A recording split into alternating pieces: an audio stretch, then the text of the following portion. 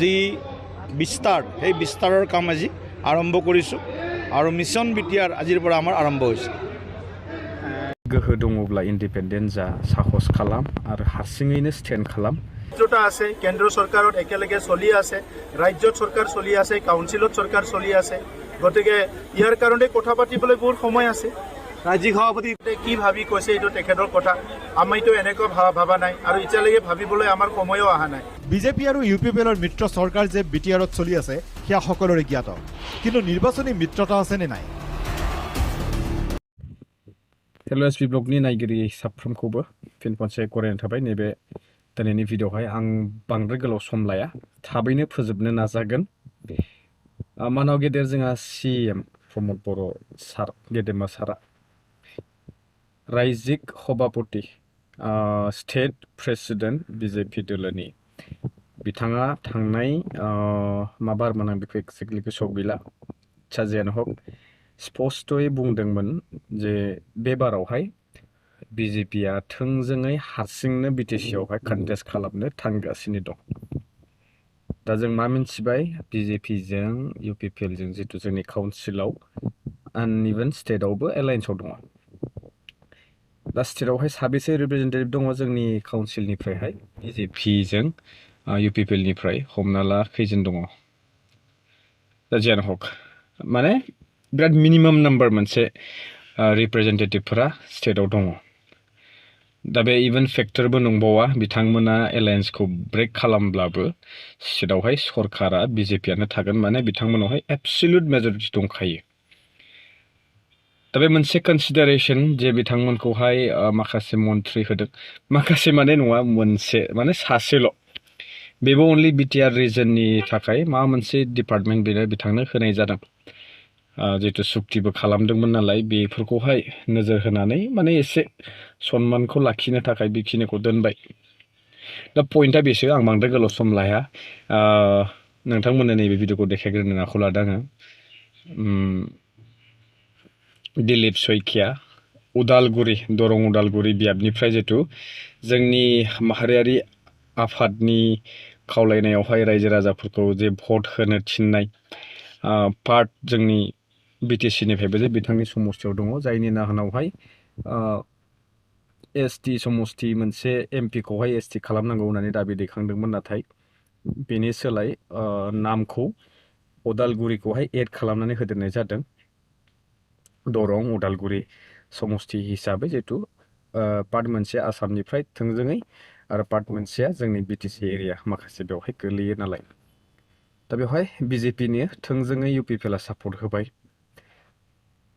दा बेनि फिथाइखौ जोङो मोननो थांगासिनो दं। दा जेन हक दिनै नोंथांमोना बे भिडिअखौ नायग्रोदो, बेखौ बुंलांनोसै। ভাৰতীয় জনতা পাৰ্টিৰ যি প্ৰস্তুতি, সেই প্ৰস্তুতি কিছু আমাৰ যি ৰণনীতিগত দিশ আছে সেইবিলাক ইতিমধ্যে কিছু বিষয় আলোচনা কৰিছোঁ, কিন্তু আজিৰে পৰা আনুষ্ঠানিকভাৱে আমি ওদালগুৰিৰ পৰাই মোৰ লোকসভা সমষ্টি দৰং ওদালগুৰি আৰু ওদালগুৰিৰ পৰাই আমি বিটিআৰ নিৰ্বাচনৰ প্ৰস্তুতি আৰু ইয়াৰ যি বিস্তাৰ সেই বিস্তাৰৰ কাম আজি আৰম্ভ কৰিছোঁ আৰু মিছন। स' नोंथांमोना भिडिअखौ नायनानै मा मोनथिखो जे स्पष्टयै बिथाङा बुंखाबाय। दानिया पइन्टआ बेसो जे जोंनि मानाव गेदेर CM प्रमद बर' बिथाङा मानो एक्सेप्ट खालामनो लुगैयाखै। बिथाङा गावखौसो, गावनि गोसोखौसो सान्त्वना होनो नागिरदों ना बिथाङा दिनै सै खालामजासेयावबो फोथायनो गोब्राब मोनदों। बांद्राय सोनारनाङा होननासो आं बुंनो सानगोन। इन्डिपेन्डेन्ट जा, जुदि गोहो दङब्ला इन्डिपेन्डेन्ट जा, साहस खालाम आरो हारसिङैनो स्टेन्ड खालाम। जिहेतु दिनै बिजेपि दोलोआ नोंथांखौहाय एलायन्सआवहाय लागोन लाया बे उननि बाथ्रा, खिन्थु स्पष्ट खोथा मोनसे बुंदों जे BTC काउन्सिलाव बिथांमोननि जे टारगेट, बे अलरेडि बिथांमोना बेखौहाय दिनै दिन्थिगासिनो दं। जिहेतु जों नुबाय गोबां जयनिं हाबाफारि जागासिनो दङ। नोंथांनि मेगन सेरावनो दिनै गिदिर गिदिर जयनिं हाबाफारि, लोगोसेनो गिदिर गिदिर व्यक्तिफोरा दिनै जयेन जादों। दिनै UPPLनि फारसे सोंखारिदों। दिनै UPPLनि माखासे दैदेनगिरिफोराबो BJPआव जयेन जाहैदों।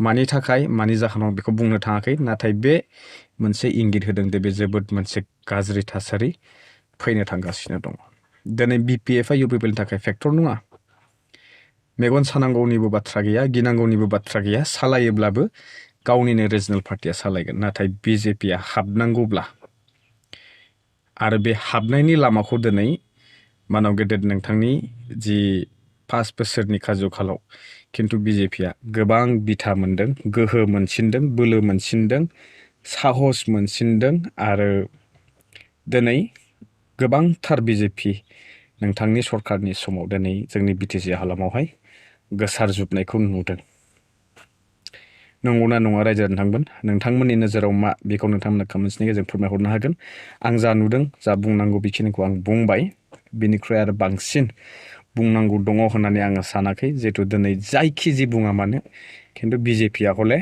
दिनै बिथांमोननि जि आगानसे आगाननै बेयो बोलो मोनदों जोंनि इउपिपिएलनि बिथांमोननि सापर्टनि जाहोनाव दिनै बिथांमोना बेखिनि खाबुखौ मोनगासिनो दङ आरो जायनि जाहोनाव जों मोनसे गोथौ हाखरावहाय गाब्रनाया कनफार्म जुदिहे जोंनि मोननै रिजनेल पार्टि दाथ' मोनथाम जानो थांगासिनो दङ नैबे मोनथाम पार्टिनि गेजेरावहाय